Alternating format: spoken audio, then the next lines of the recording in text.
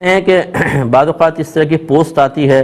کہ اگر کوئی قرآنی آیت آپ کے موبائل میں ہے تو اس کو ہرگز ڈیلیٹ نہ کریں کیونکہ یہ قیامت کی نشانیوں میں سے ہے۔ کیا یہ صحیح ہے؟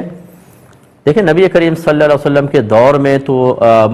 موبائل تھا ہی نہیں، اور اگر کوئی یوں مفہوم لے کہ جی حدیث میں کہیں آیا ہے کہ آخر زمانے میں قرآن مٹا دیا جائے گا اور آپ ایسا کر رہے ہیں، یہ بھی مٹانا ہوا تو لہٰذا یہ منع ہوگا، ایسا بھی نہیں ہے۔ آخری زمانے میں قرآن اٹھا لیا جائے گا۔ یہ ضرور ہے کہ جب سارے کافر ہوں گے تو بے حرمتی سے بچنے کے لیے قرآن غائب ہو جائے گا اور کسی کے پاس نہیں رہے گا، اور قیامت کافروں پر قائم ہوگی، مسلمانوں پر قائم نہیں ہوگی۔ لیکن اس طرح نہیں ہے کہ آپ اگر کوئی آیت لکھی ہے اس کو ڈیلیٹ کریں تو یہ قرب قیامت کی نشانیوں میں سے ہے، اور چونکہ اکثر قرب قیامت کی نشانیاں ناجائز امور پر مشتمل ہیں، یعنی ناجائز امور کی نشاندہی کی گئی ہے تو یہ گناہ ہوگا، ایسا کچھ بھی نہیں ہے۔ ہم ٹیچر ہیں، ہم لوگ کتنی مرتبہ آیات لکھتے ہیں اور اس کو مٹاتے ہیں، کہ ہم مصنف بھی ہیں، میں نے کتنی کتابیں لکھتے ہیں، پھر دیکھتے ہیں بھئی آیت یہاں نہیں آنی تھی، اس کو ڈیلیٹ کر دیا جاتا ہے، تو اس کا مطلب تو یہ ہوا کہ سارے کے سارے لوگ گناہگار ہوتے رہیں گے۔ ہاں، اگر حدیث میں ہوتا، کہیں واضح طور پہ اس طرح موجود ہوتا تو پھر سارے کر بھی رہے ہوتے تو منع کیا جاتا،